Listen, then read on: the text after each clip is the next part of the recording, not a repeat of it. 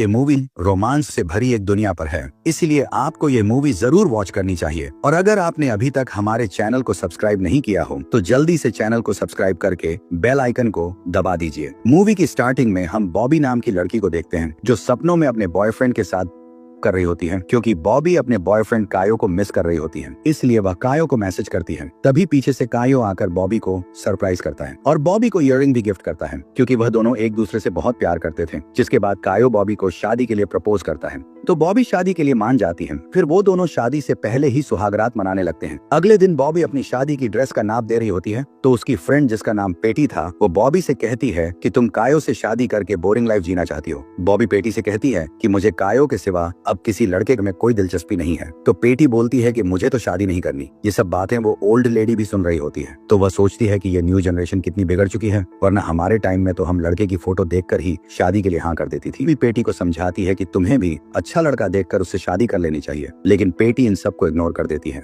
अगले सीन में हम बॉबी को ऑफिस में देखते हैं, क्योंकि बॉबी का कायो की गर्लफ्रेंड के साथ उसकी बिजनेस पार्टनर भी थी और वो कायो के ट्रांजैक्शन देखा करती थी। आज कायो की कोर्ट में पेशी होती है, इसलिए बॉबी अपने असिस्टेंट त्यागो के साथ कोर्ट में जाती है जहां सुनवाई होने वाली थी। फिर हम कोर्ट में मार्को को देखते हैं, जो कोर्ट का जज था। मार्को और बॉबी दोनों एक दूसरे को घूर रहे होते हैं, जिसके बाद मार्को कायो से कहता है कि तुम्हारे ऊपर कई सारे केस लगे हैं। तुम्हारा मेला कोटी और तिगोंग गवाही देता है कि हमने ऐसा कुछ भी नहीं किया और हमारा उस कंपनी के साथ कुछ लेना देना नहीं है। तो मार्को कायो को भाइज्जत भरी कर देता है, लेकिन बॉबी का ध्यान तो मार्को के ऊपर था, क्योंकि बॉबी का दिल उस पर आ चुका था। कोर्ट डिसमिस होने के बाद वो कोर्ट से बाहर निकल जाते हैं, लेकिन अपने केस की फाइल वहीं भूल जाते हैं। बाहर आने के बाद कायो वहां से दूसरी मीटिंग के लिए निकल जाता है। बॉबी त्यागो को नेक्स्ट दिन होने वाली बैचलर पार्टी में आने को कहती है, लेकिन त्यागो आने से मना कर देता है। उसके बाद हम बॉबी की बैचलर पार्टी देखते हैं, जहां बॉबी की सारी फीमेल फ्रेंड आई होती है और वह उस पार्टी के मजे ले रही थी। बॉबी को पार्टी में कई सारे गिफ्ट भी मिलते हैं, लेकिन एक गिफ्ट के अंदर उसे कायो और दूसरी लड़की के साथ के फोटो मिलते हैं। ये देखकर बॉबी पूरी तरह डिप्रेशन में जाने लगती है और खुद को वशरम में बंद करके रोने लगती है। त्याग भी वहाँ आ जाता है। दोनों मिलकर बॉबी को समझाने लगते हैं कि तुम उसके लिए इतना क्यों परेशान हो रही है, तुम्हें उससे भी बड़े हार वाला लड़का मिल जाएगा। जिसके बाद बॉबी बाहर आकर कायो से बदला लेने के लिए उसके ऑफिस जाती है। दरअसल बॉबी को उस लड़की के बारे में जानना था जो फोटो में कायो के साथ थी, लेकिन कायो के ऑफिस का सिक्योरिटी गार्ड उनको अंदर नहीं जाने देता, तो पेटी उस गार्ड को अपने साथ ऊपर लेकर जाती है। बॉबी और त्याग कायो के ऑफिस में जाकर उस लड़की के बारे में ढूंढने लगते हैं, तो बॉबी को एक लेटर मिलता है,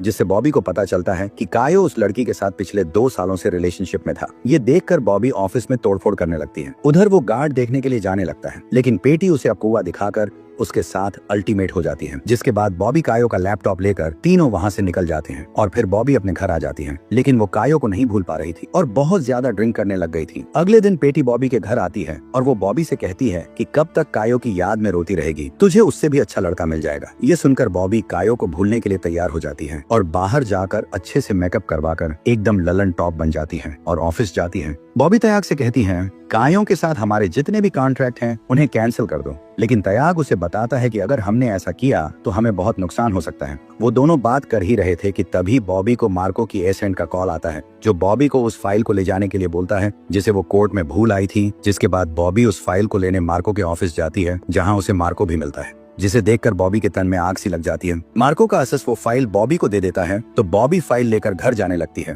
तभी वहाँ कायो आकर बॉबी से वापस उसके साथ रिलेशन में आने की भीख मांगने लगता है, लेकिन उसने बॉबी को धोखा दिया था, इसलिए बॉबी उसे माफ नहीं करती। कायो बॉबी के साथ जबरदस्ती कर रहा था, लेकिन वहाँ मार्को आ जाता है, जिसे देखकर कायो वहाँ से निकल जाता है। अगले सीन में हम मार्को और बॉबी को एक बार में ड्रिंक करते हुए देखते हैं, जहाँ वो दोनों आपस में बात कर ही रहे थे। वहाँ एक लड़की मार्को को देख रही होती है, तो मार्को उस लड़की के पास चला जाता है, तो बॉबी भी घर के लिए निकल जाती है। जाते हुए बॉबी पेटी को कॉल करके मार्को के बारे में बताती है, तो पेटी बॉबी से पूछती है कि तुमने उसके साथ किया, तो बॉबी बोल देती नहीं यार, इतनी अच्छी किस्मत कहाँ, वो चला गया था इसलिए मैं भी निकल आई। बात होने के बाद जब बॉबी घर आती है तो देखती है कि घर के अंदर सारा सामान बिखरा था, जैसे किसी ने आकर कुछ ढूंढा हो। ये देखकर बॉबी काफी डर गई थी, इसलिए वो त्याग को कॉल करके अपने घर बुला लेती है और वो दोनों घर की चीजें चेक करते हैं, तो उन्हें पता चलता है कि वहाँ से कोई भी चीज गायब नहीं हुई, बस सामान इधर उधर कर दिया है। फिर त्याग बॉबी से कहता है कि मैं तुम्हारा अच्छा दोस्त हूँ और मैं चाहता हूँ कि तुम हमेशा खुश रहो। बातों बातों में तिगो बॉबी को लाइन मारने लगता है, लेकिन बॉबी त्याग को